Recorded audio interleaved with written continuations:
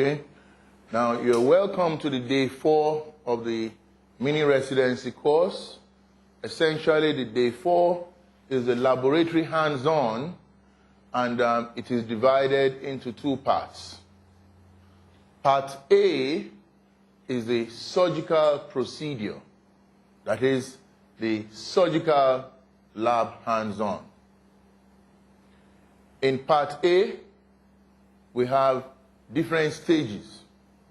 Stage 1 is going to be the surgical placement of implants.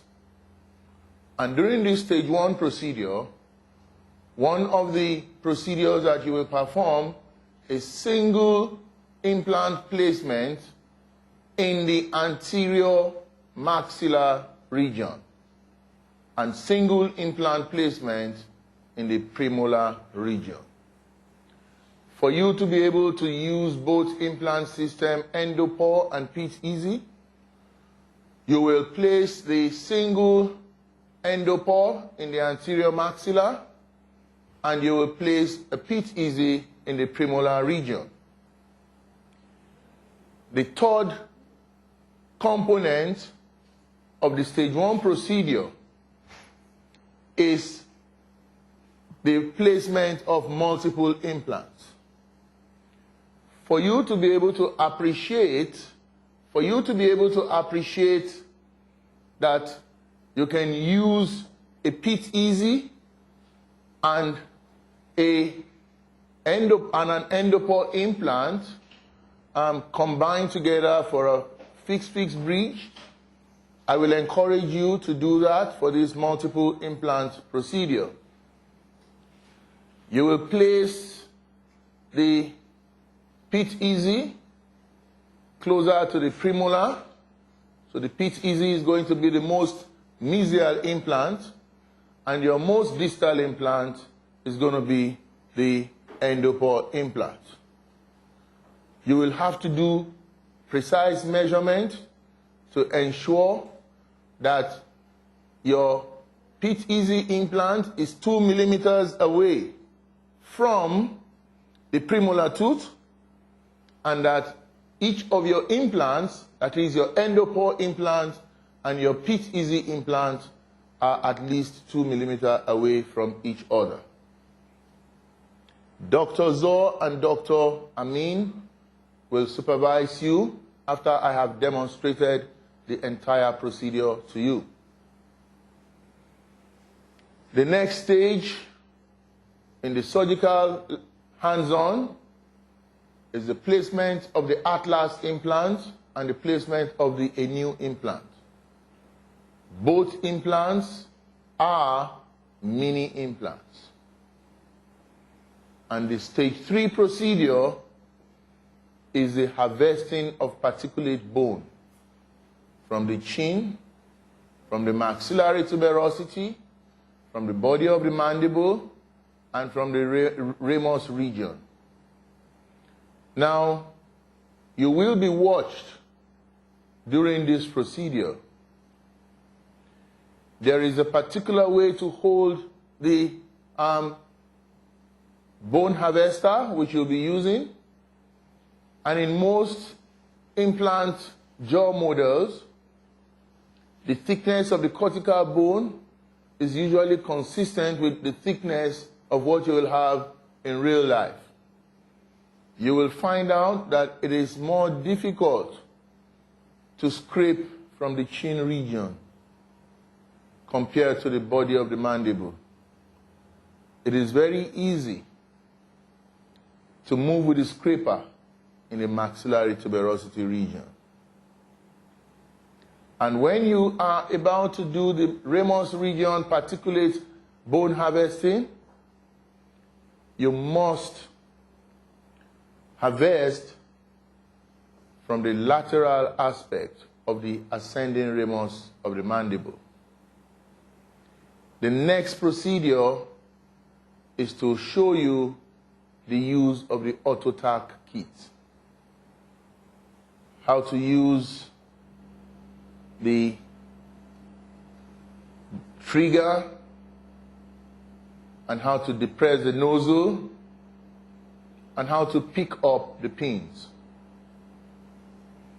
We will take a break, and then you will do each procedure on your own. And subsequently, we will begin part B of the laboratory hands-on, which is restorative hands-on. And for the part B, you will be given a jaw model, a plastic jaw model, which has different types of implants with different hex. You will be asked to observe, draw a map, and label each implant with what type of hex the implant has. It is not mandatory that you tell us the diameter, but if you wish, you could do that. Stage 2 procedure in the restorative hands-on, you will be taught how to use the hex driver in different situations. How to use the hex driver to remove the cover screw, how to use the hex driver to insert the healing abutment and to remove the healing abutment, how to use the hex driver to insert the impression coping, and how to use it to remove the impression coping. And you will also use the hex driver to insert the final abutment and to remove the final abutment. The stage 3 procedure will be impression taking of all the implants that you have synced in today. Some of you will be provided with impression copings. Some of you will be presented with implant abutment, final abutments. And some of you will be provided with a mixture so that you can appreciate how impression can be taken in a variety of ways. I will ask you to be very careful with my abutments because they will be used subsequently for patients after we sterilize them. Stage 4 procedure will be the use of the various torque wrenches that I have. I think I have about 3 different types. I will show you how to use them. And I'll probably tell you the advantages and disadvantages of them. I apologize that the electric torque will not be taught at this course. But I have seen it at a conference that I recently attended last month, or was it this month? Last month in Dubai. They seem to be very easy to use, and they seem to give you the precise torque that you require. Stage 4 procedure or stage 5 procedure in the restorative hands-on will be the restoration of a new implant and the restoration of the Atlas implant. And then stage 6 procedure is the casting of impression with analogs in place. There is another procedure which I will add at the end of the exercise. That will be the closing procedure. The more organized we are, the quicker we will be leaving.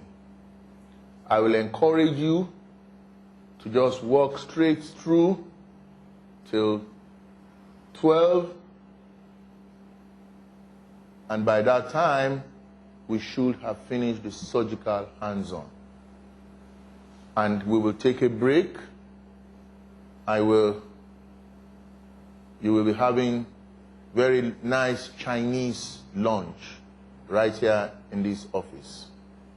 And you will tell us what you want. And that is to encourage you to work hard till 12. So, tell them to give me a face mask. Everybody, face mask each, please.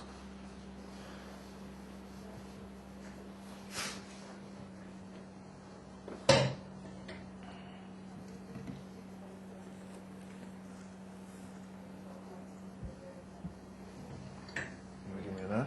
Yeah.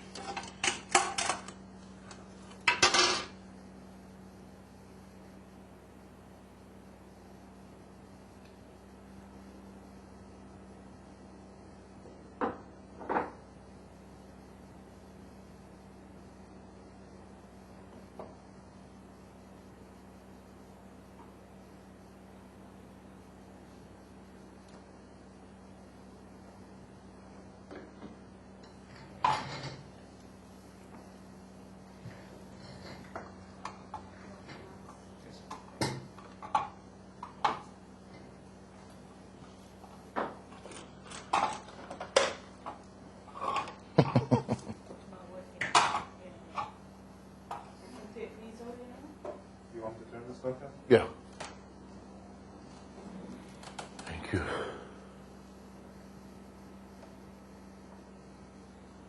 I will now demonstrate to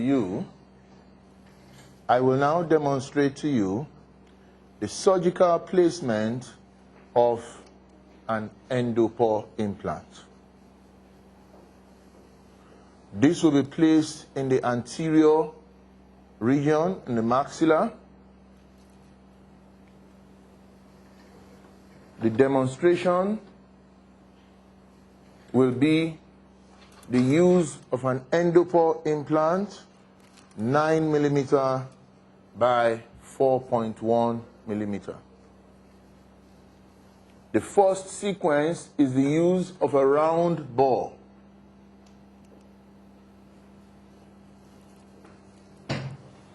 I will encourage you, now while doing these procedures, you place the jaw model in the correct anatomical position represented in the clinical situation.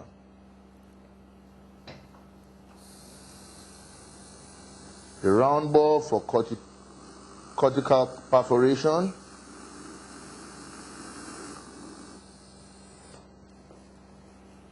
Now, to remove the round bore from your osteotomy site, you still have to continue to drill to remove it.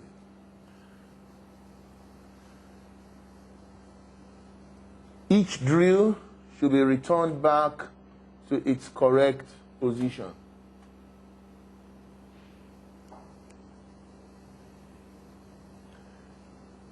The next drilling sequence is the use of the pilot drill. And as I told you during the course, the first marking is 7 millimeter and the second marking is 9 millimeter. For that, you will have to reduce the RPM to about 1,100 or 1,000 or 1,200 from the previous 1,500.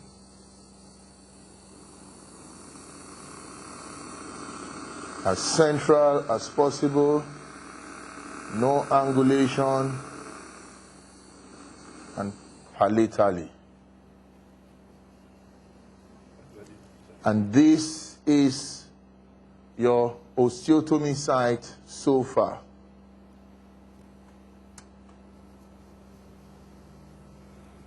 Because we are using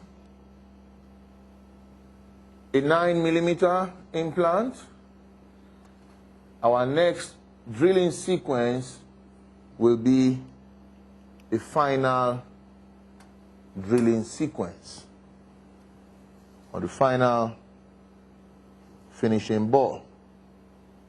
Before this, or during the pilot drilling, or after the pilot drilling, it may be wise to insert the paralleling pin to ascertain the inclination of your implant that you propose to place.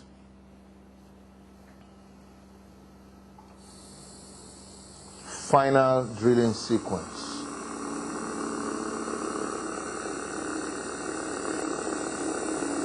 You will drill until that line disappears.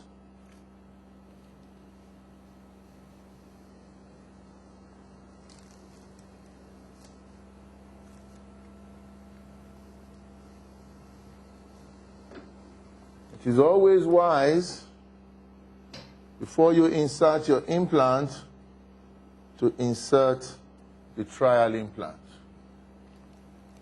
And this is the trial implant in position.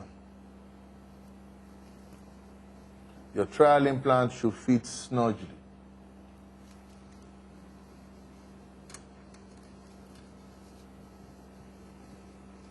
With regards to the endo-4 implant, there is an arrow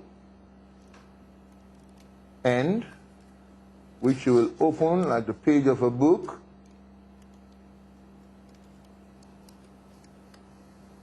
And similarly so with the internal pack. And you handle gently the implant, which you will now insert. You will notice the pressure I put on the plastic. This will enable you further apical stabilization of your implant. And stop. The socket.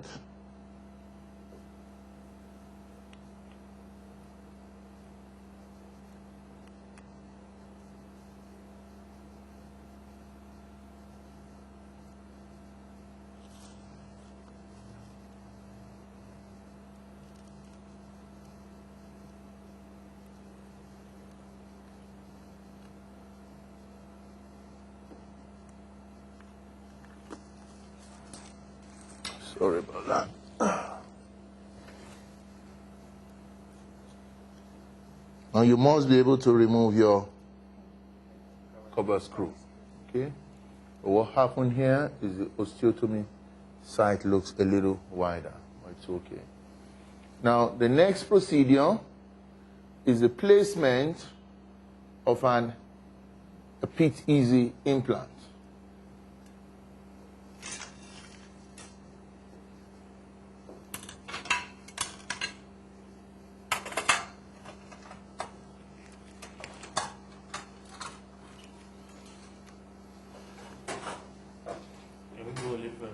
Run through questions. Yeah, the question for this procedure. Yeah. I'd like to ask on behalf of Yeah. round bar size is number 6, right? Yeah. Number 6. And the diameter is? Actually,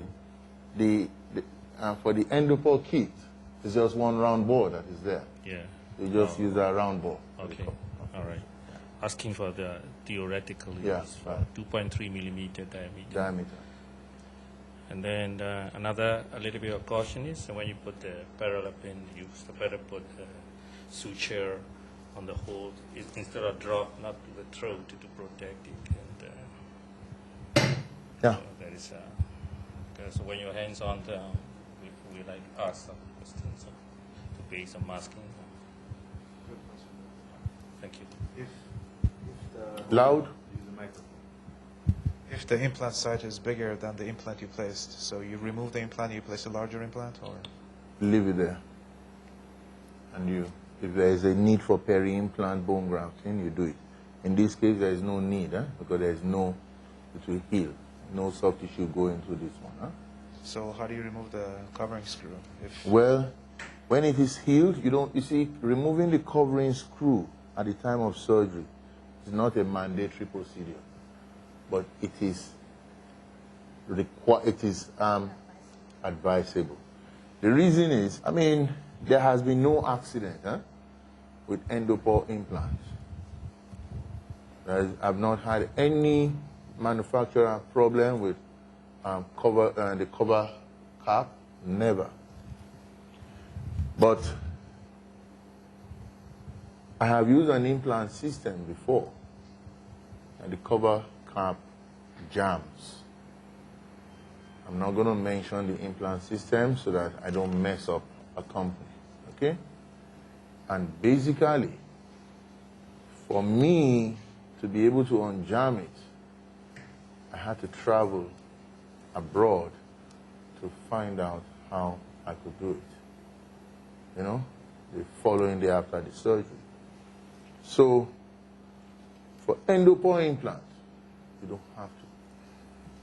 But it is advisable to do it. And then when you're doing your second stage, this comes out very easy because the healing has been completed. Yeah.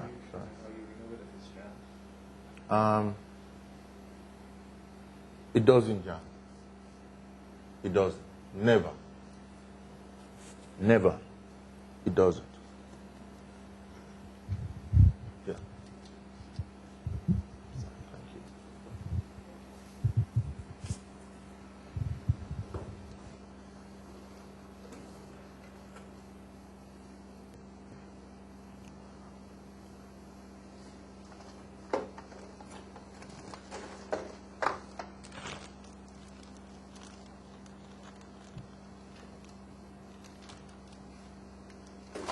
To make it more interesting, I will use like a 4.9. All right? We have now done the surgical placement of the endopore implant.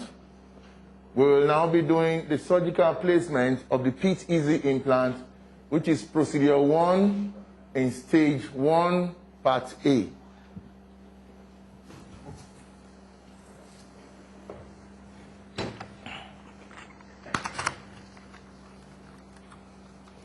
For the Pit Easy implant, we will be placing this in the premolar region.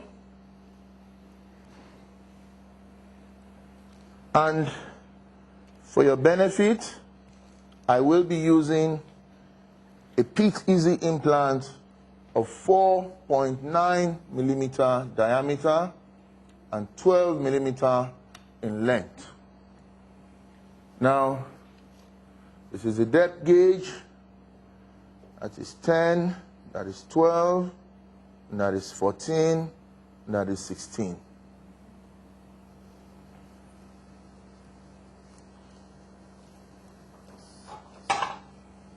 The first drilling sequence is the use of your initial drill. And again, I am going to begin centrally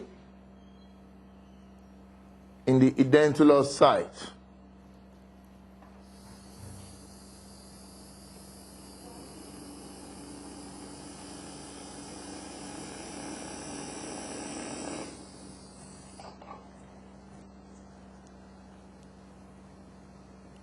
After the use of the initial drill, you will use the twist drill,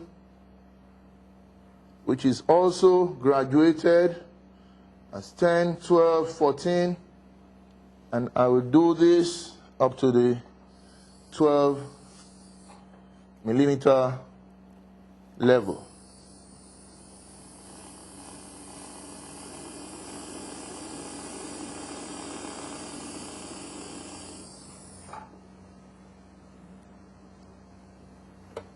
The next drill is the caliber drill.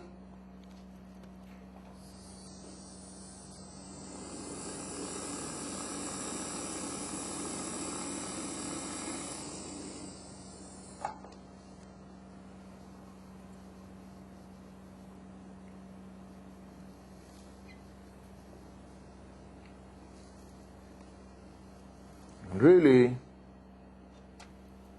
you can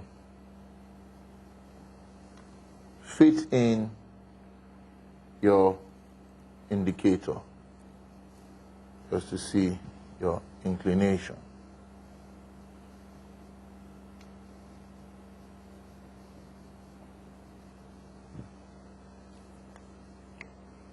Now, the final precision drills are color-coded, as the CD has rightly told you. Because I'll be placing a 4.9 millimeter diameter Pit Easy implant, which is the widest, what I will be doing is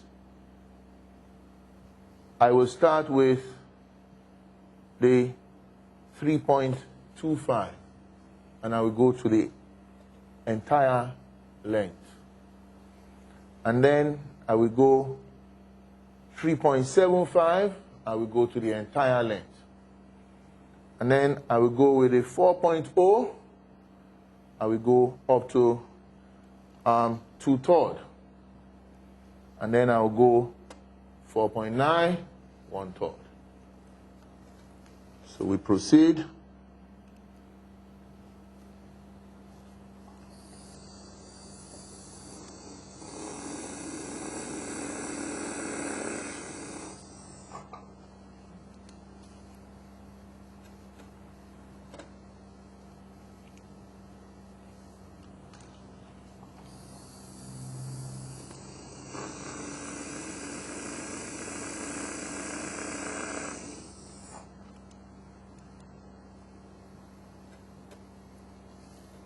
And the 4.0 will be 2/3, and that means I'm going to stop just at about 10 millimeter. And that's it.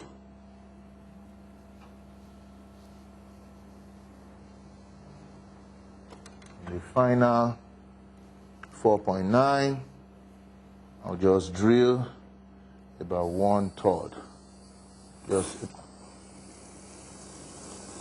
halfway.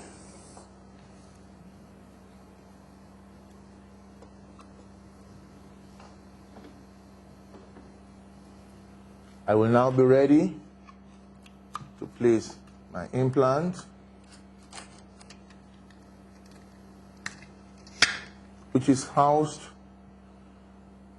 in this container, and it has a handle.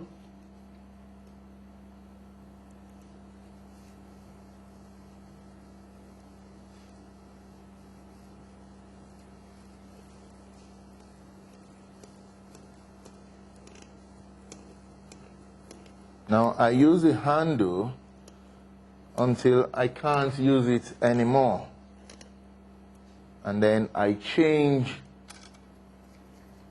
to the finger key, and the finger key is to be used with this hex, and this makes life easier.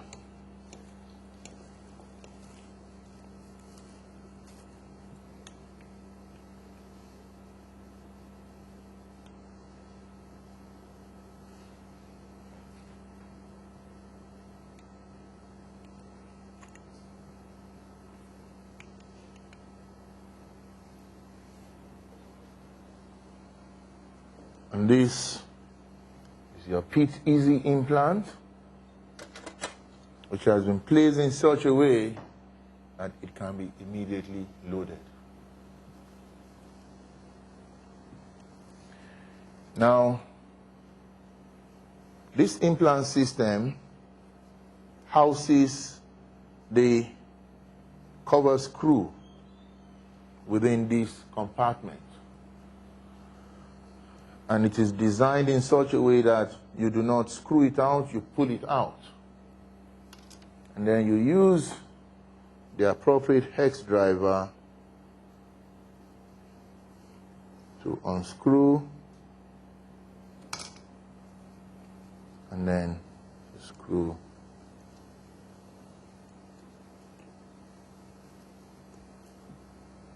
And that is the completed implant placement.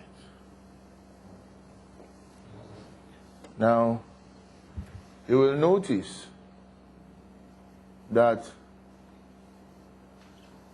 with each stage, I have replaced my drills into the appropriate position.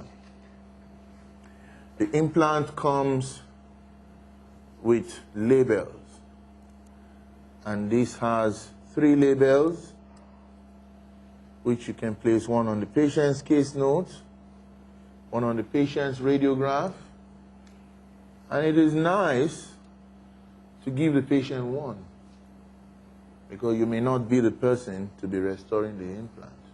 It's always nice for your patient to have the size of their implant. And I really like this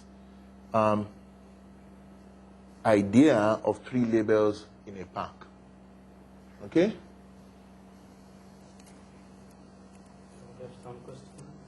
Question. Do you super sync this implant? No, I don't super sync it. Okay.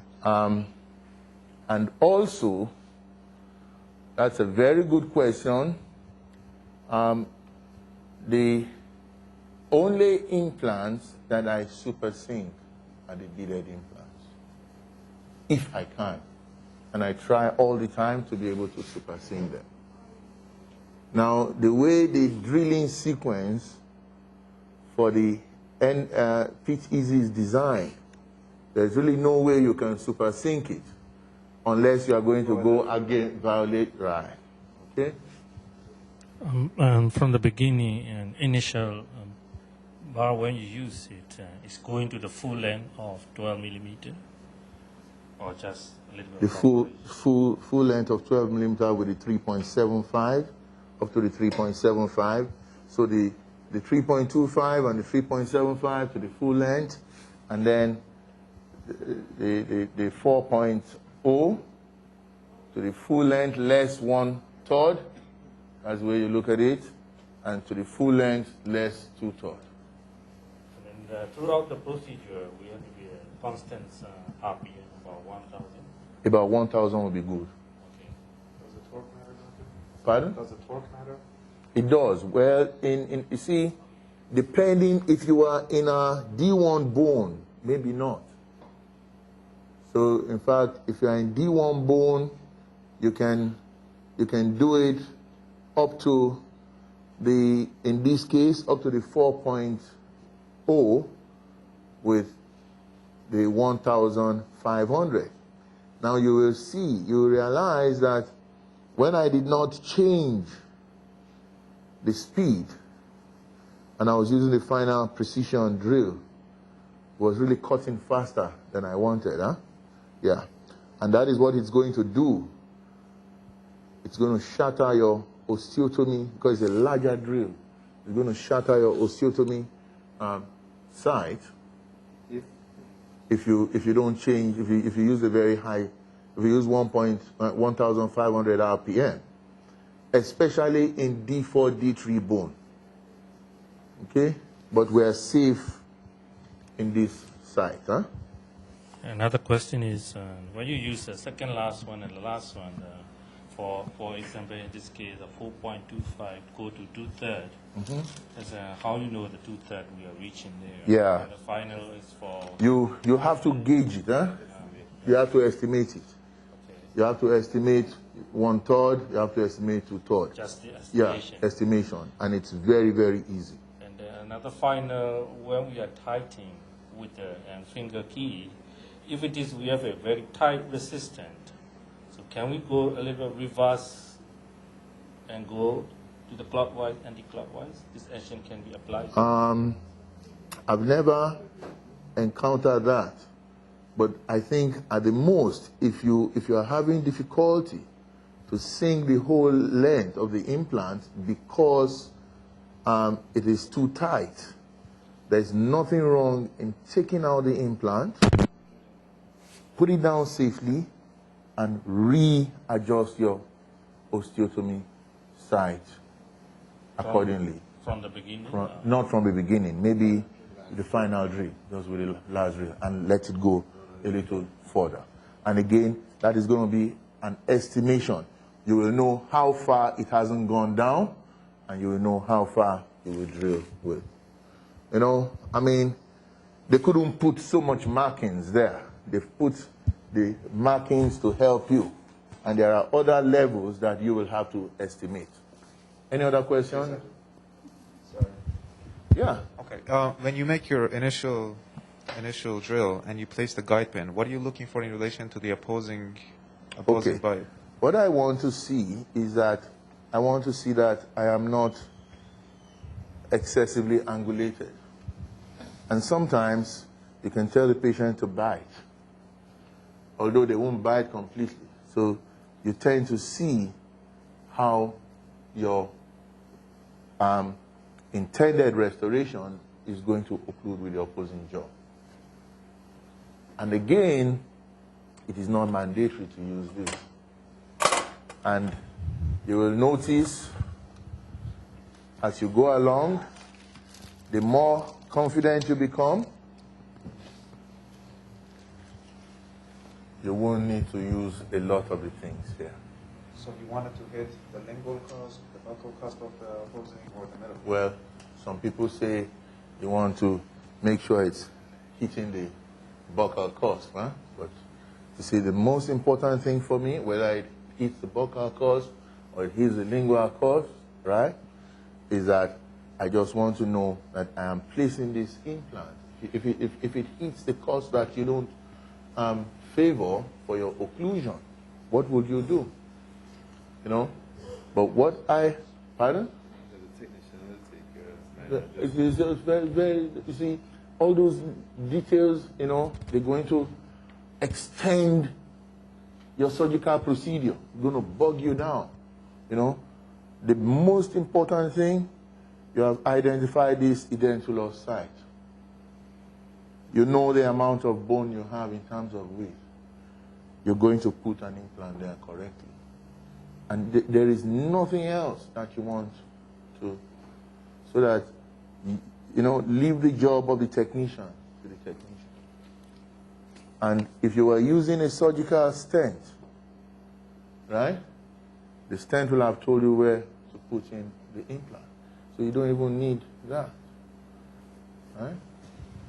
Sorry, sir. The pitch is it the implant length? Is it graded 10, 12, 14, 16? Yeah, all of them. So the first black mark, the lower measurement is 10, the upper is 12. Then the second And the black next mark one is 14. No, it's 10, 12, 14, and then 16. Thank you. Just once again, the speed of the speed when you. That means the initial Speed 1,500 or 2,000, depending on the type of bone. or 1,800. Right. And then the twist drill, Yeah. I use 1,800 also, or I use the same speed that I start the initial with. Right. But some people will bring it down. Yeah. But with the caliber drill, I reduce it, So. and maybe reduce it down by 200 or 300, and then I leave it at that. And for the first finishing drill, and then if it's still above 1,100, when I want to do the final, I will take it to 1,000 or to 800. So in total, how many drills do you normally use? That's the minimum. It depends on the diameter of your implant. If you are using, For the smallest one. for the smallest one, which is 3.25, you use 1. For 3.75, you use 2. For 4.0, you use 1, 2, 3. For 4.9, you use 1, 2, 3, 4. And then the penultimate drill, you go to 1/3. No, that's the last one. The last one you go to 1/3, but the penultimate one you go to 2/3. Yeah. Okay, thank you.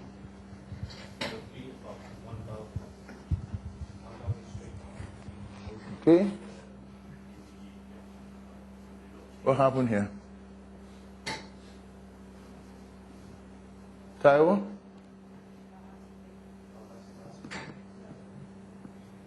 So, Mr. Ramsey, you're capturing it well, huh? Let me see.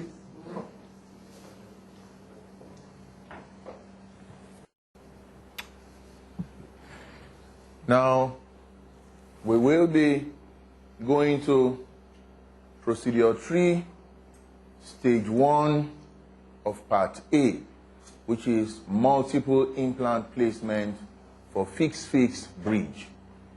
In this case, we will be placing an endopore implant distally in the molar region, and a Pit Easy implant will be placed more mesially adjacent to the premolar.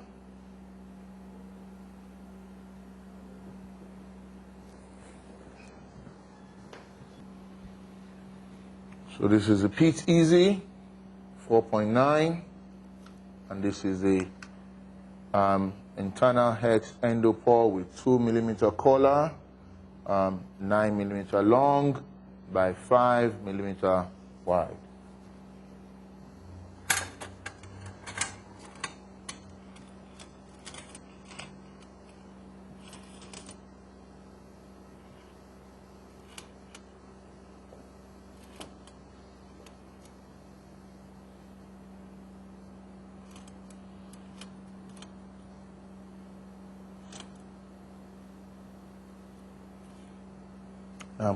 Sujo, you know I'm colorblind, huh?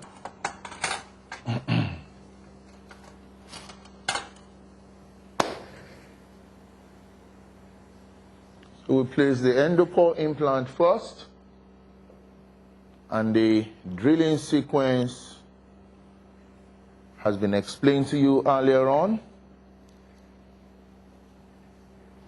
The implant is going to be placed in this edentulous site, and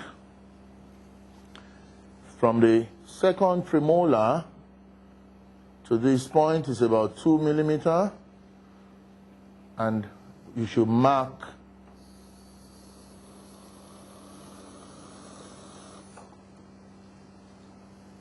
and from the first osteotomy site to the next is about 2 to 3, and you mark. And I now proceed with the endopore, with the endopore drilling sequence.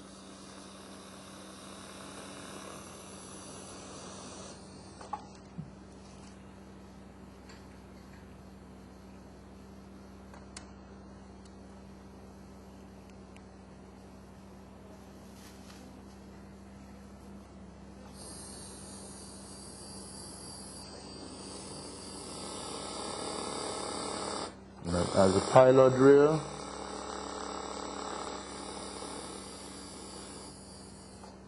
up to 9 millimeter marking,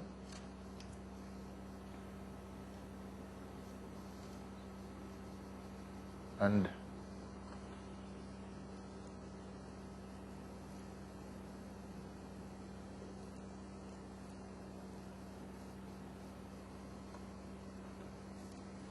so the next drilling sequence is going to be the final drilling sequence.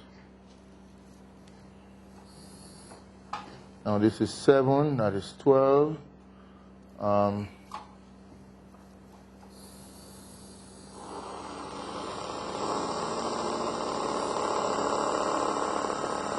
going to super sync a little bit. And do not forget to harvest your bone. Just going in a little.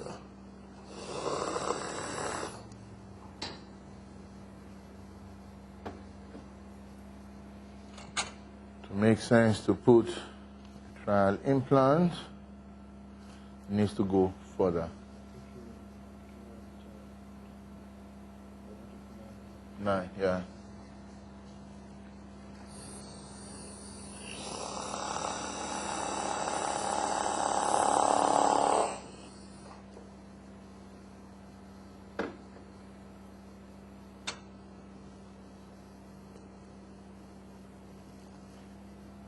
It's lovely.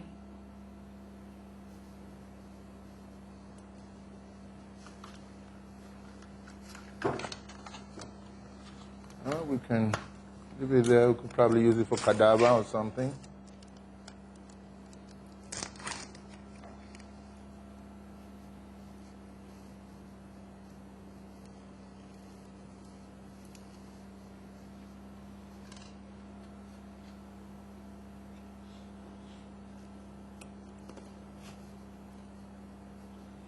And this happens all the time, you know, dropping things, you know.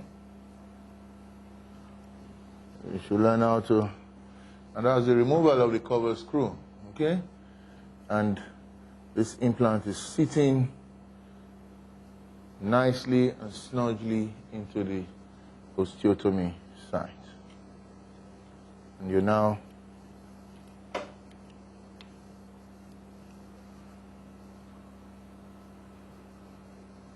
the next implant for us to place will be the Pit Easy implant.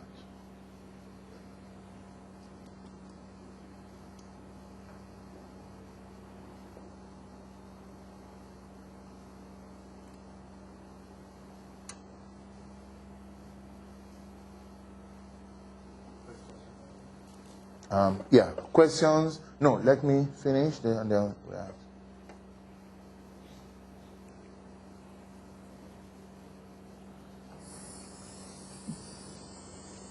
Initial drill.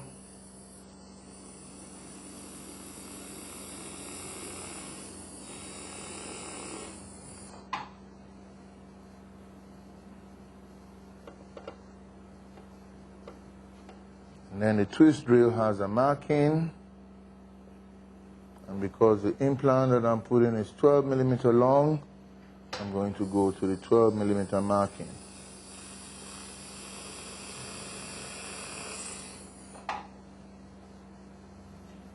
And the next drill will be the caliber drill.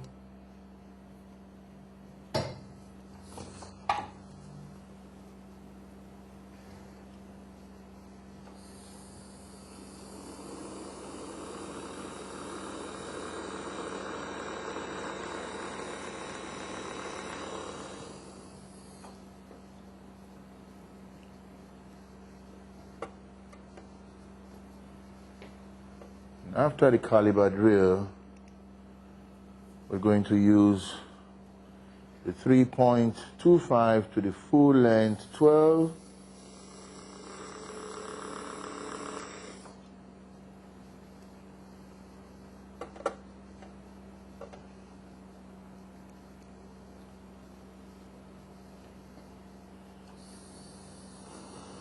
Then we use 3.75 also to the full length 12.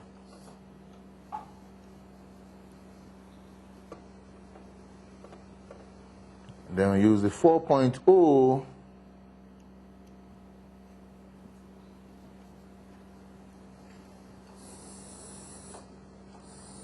short of the full length by 1/3. And this is just the judgment, and just the 4.9 to the full length short by 2/3.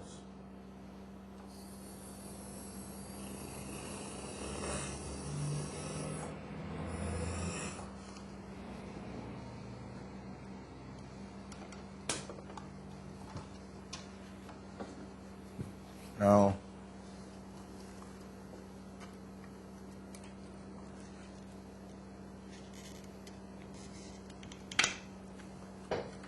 again, the implant is housed here.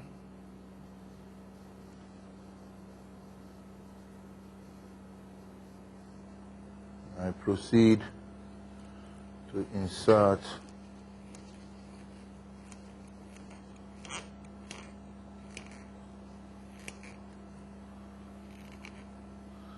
now. I am saying that I need to drill more.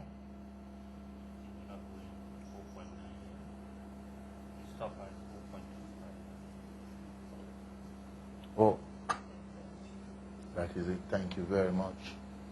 So what happened is we did not go to the full. We stopped at 4.5, and I was feeling the resistance, and that is actually good for all of you. It was a mistake. That is good for everybody.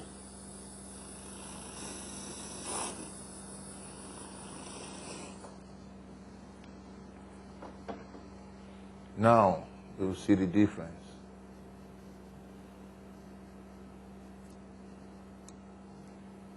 There's going to be a big problem here. Stop.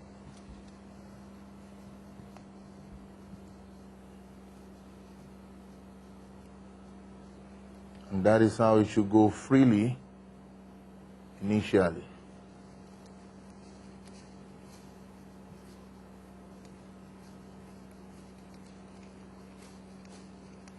This handle should be able to do a lot, and I make it do a lot. And then I change to the hex and the finger key.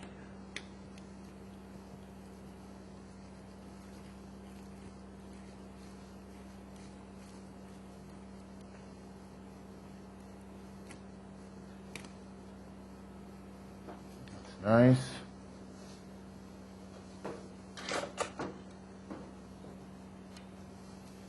Thank you, Dr. Mama. Rubber screw. Implants are nicely spaced. Questions? The distance of the first implant from the premolar, I was thinking that it should be actually 4 millimeters, in that you have 2 millimeters for the implant in terms of the radius, and then 2 more millimeters from the tooth. You will end up with a, if it's a single crown, huh? Yes. You'll end up with a bigger, I understand what you're saying, right? But when you look at the platform of the implant that we have placed, by the time you put your abutment,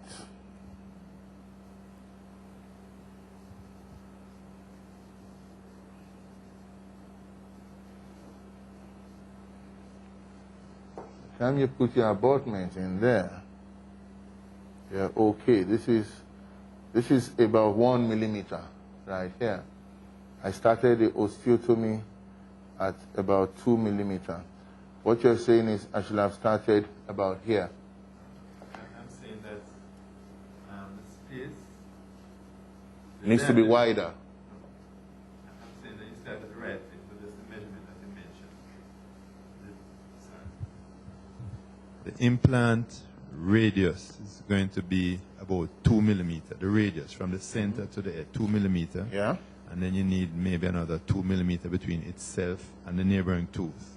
So the distance of the osteotomy site from the neighboring tooth is actually 4 millimeters. 2 for the space and 2 for the radius. Yeah. Good. So, Good. Yes, Mark? Doctor, from your experience, when you're making a 3-unit bridge or even longer, do you prefer to use the same system for abutments, or which system do you prefer for? Okay. If I'm doing a 3-unit bridge,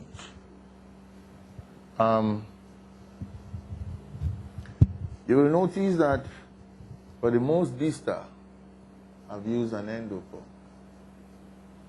You see, you may have enough bone in this mesial side, but you may not have enough bone height here. So instead of doing complex maxillary sinus lift, you use the endopore implant that you can even do osteotome technique, and it has even shorter implants like 7. So I deliberately use endopore for this, just to show you that you can combine endopore with pitch easy in long span bridge in the posterior maxilla. And if what you want to do is put pitch easy for everything, if there's enough bone, no problem. But implantology has reached a stage where you want to modify the patient as less as possible.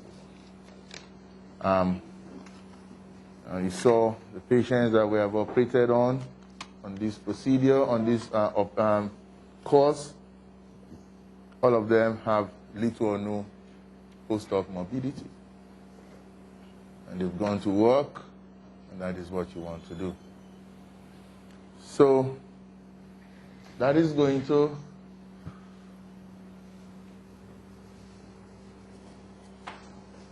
end the stage 1 procedure of part A.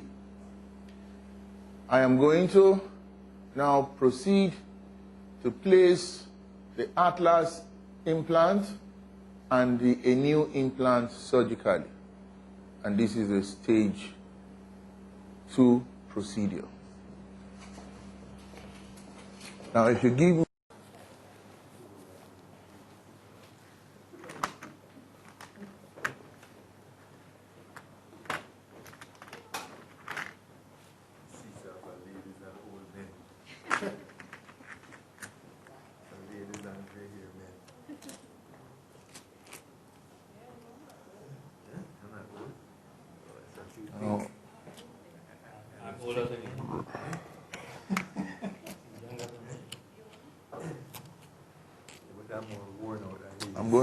I'm trying to make life easy for the two of you.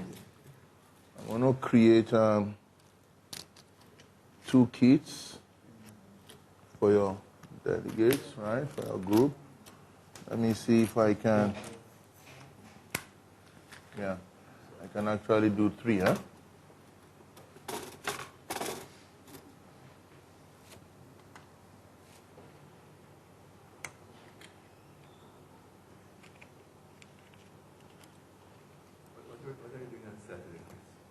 Cadaver. We should, the way we are going, we should finish before 12. We should, we finish very quickly. And then everybody go. Let me see if I can get a 4th kit, huh? The 4th. Let me see if I can get a 4th. So everybody have 1 to each other. And it doesn't take time if what you want to do, because what I do procedures in the surgical hands-on, and this entails placement of mini implants for retention of lower full denture and for subsequent restoration of a single tooth.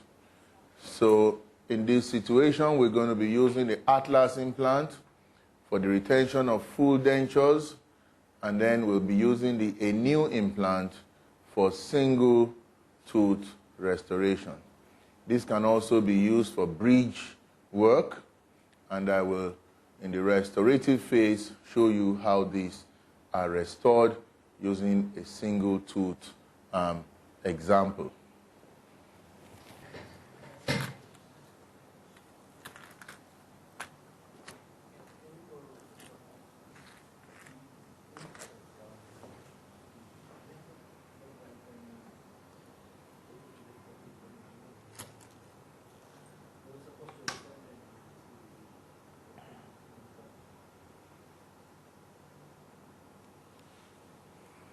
No.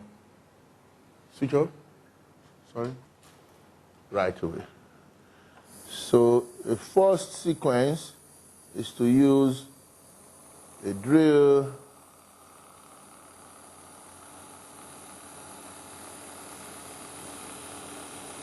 And you see, it is very easy to perforate the cortical bone. And when you do, if you have not raised the flap, you will never know.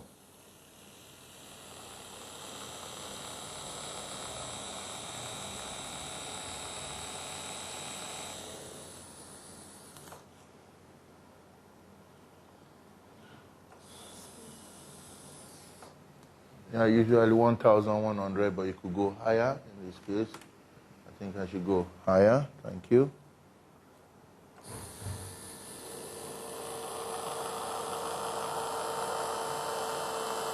Steady fingers.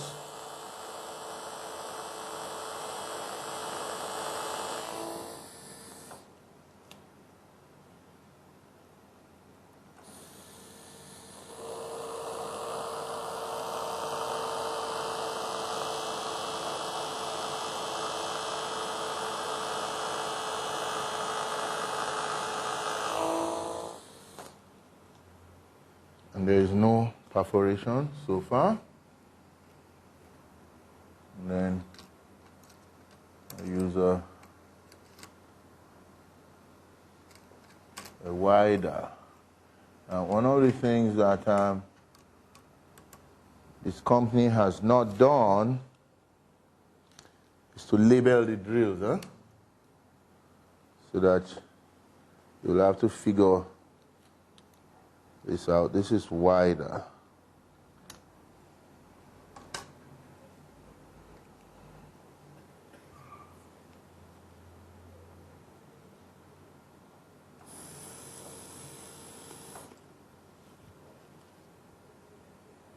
You have to make sure that your drill is well engaged in the handpiece before you commence drilling.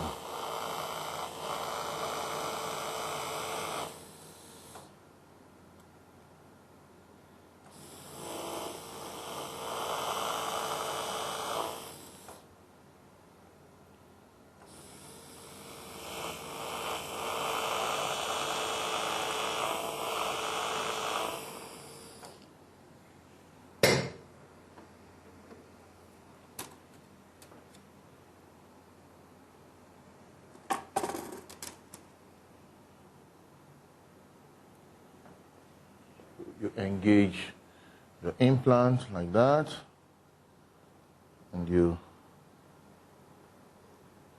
begin to thread in the implant.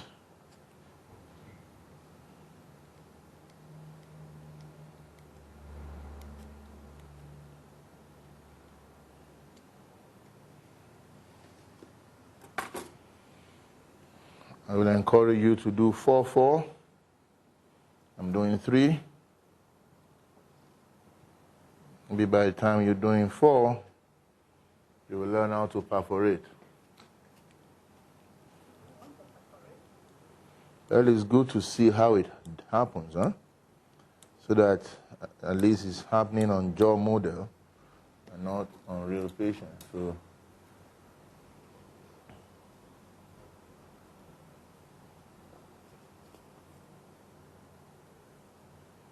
you try and space them as even as possible.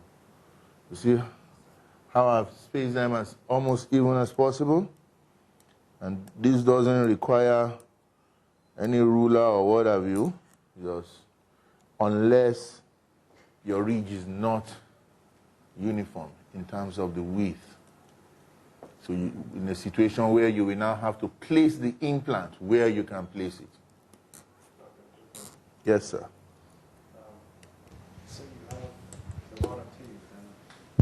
So you have the bottom teeth, and they're broken down to the tissue level, and they're all root canal. Would you be able to use those teeth as a socket for these implants, instead of taking the tooth out and placing If you have done root canal, it's to, yeah, you know, the best thing is remove those teeth, and you know, now you will notice that there is expansion. You can see this expansion of the labial cortical bone there, so that this particular implant could have been placed more lingually. Huh? You understand what I'm saying to you? But this is acceptable. It's okay. You've not perforated anything. And this is how the Atlas implant is placed. This is how the Atlas implant is placed. And we are going to quickly do a new implant. And I will ask questions, and then we'll go to the next level.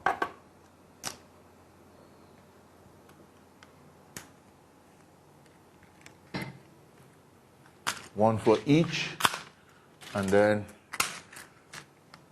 they put everything back into the case.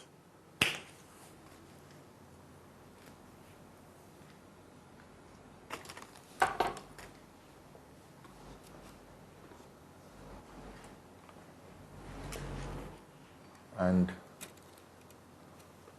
you have different sizes for the dentatus. yeah, you have different diameter and you have different lengths. And basically, the key is different from the key for the Atlas. We can start. The key for the a new implant is different from the key from the Atlas, as you can see. And irrespective of the size of a new implant, the key is the same.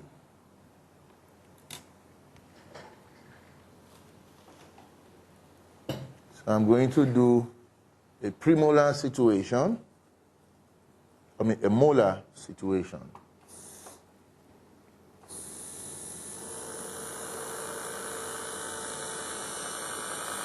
The good thing about this implant system is that they are extremely easy to place.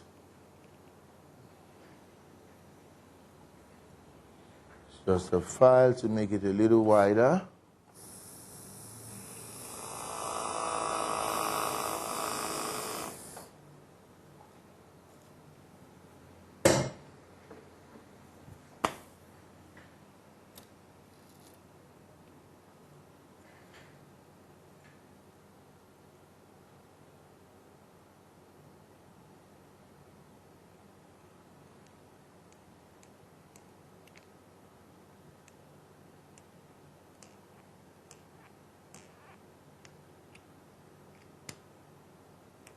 So this is for immediate loading? Immediate loading. Load it right now.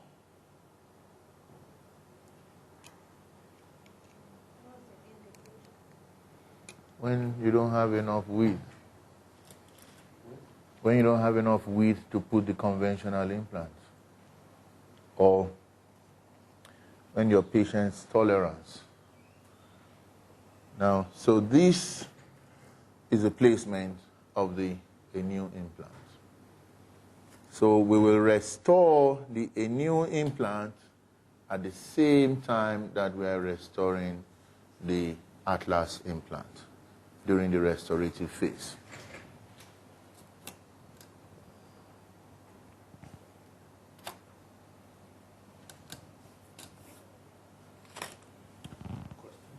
Yeah, question now. When you start with the initial, is any specific length going? Yes. Now what you notice what I did was I checked the length of the implant, and you are looking at like about a 12 millimeter long implant here, and that is up to this level here. And what I did was I went in completely to 12 here, and then with the final drill, right, I went 1/3 short. So that you will notice that when I was threading 1/3 to the end it became very difficult to tread, and that stabilizes your implant. And I have actually, in my own way, modified the use of these, right, from the manufacturer's instruction. And one of the ways is I always raise a flap. And another way is, you know, the restoration is very expensive if you do it the way the manufacturer recommends. And what I have done in the past, and in fact the first case that I did, I used a hosing, and then I used composite restoration over it. I didn't use, and I mean, we bring the patient in for review. He has not had any problem. He's very happy. Aesthetics is okay. And I leave that patient. But after that, I have on numerous occasions used the manufacturer's guided instruction for restoration, which I find very, very expensive. And when we do the restoration... Can you take one question? Yeah. This system is going for the interim or permanent? It's well, it used to be intermediate, but now everybody is using it for permanent. Okay. When he did this, it was for intermediate. Now it is permanent. Now it is permanent. And we will quickly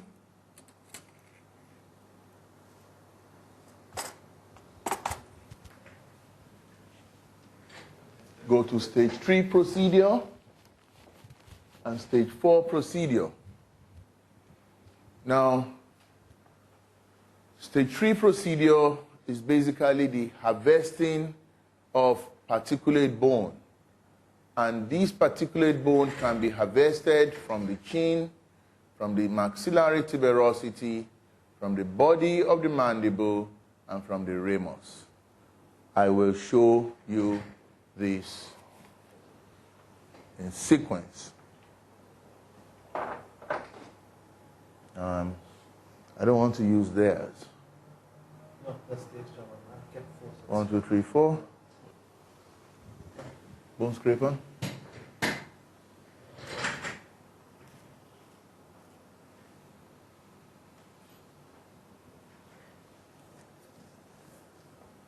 Depending on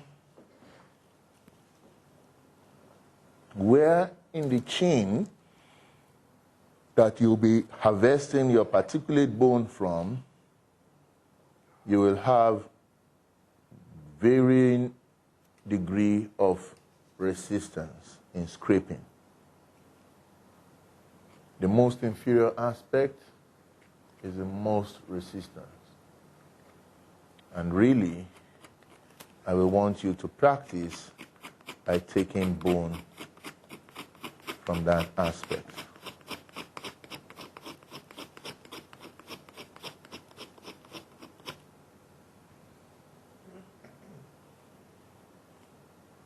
The harvesting of bone from the body of the mandible should be through a horizontal incision distal from the mental foramen. And again,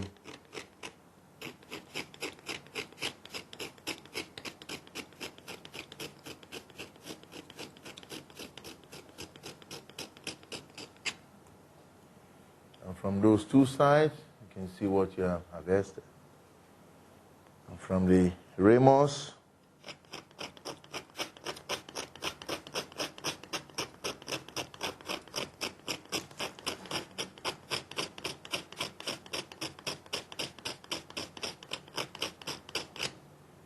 from the ramus could also be from the retromolar region.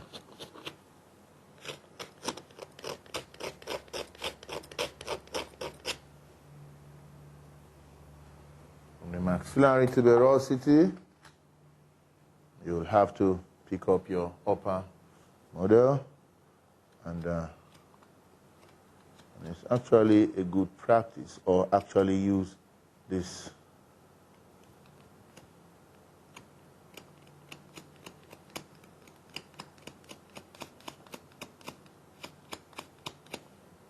you see, I've taken everything there as your tuberosity.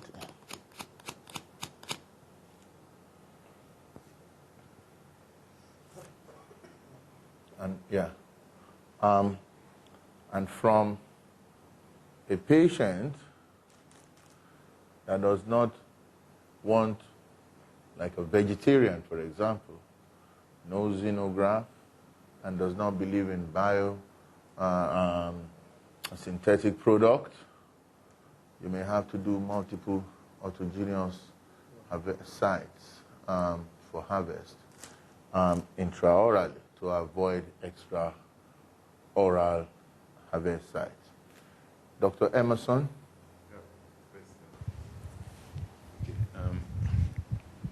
Could you just outline you said the horizontal incisions, but could you just outline on the models how you make the incisions? Okay. Can I have a pen? This will be done again in the cadaver session, but it's a good question.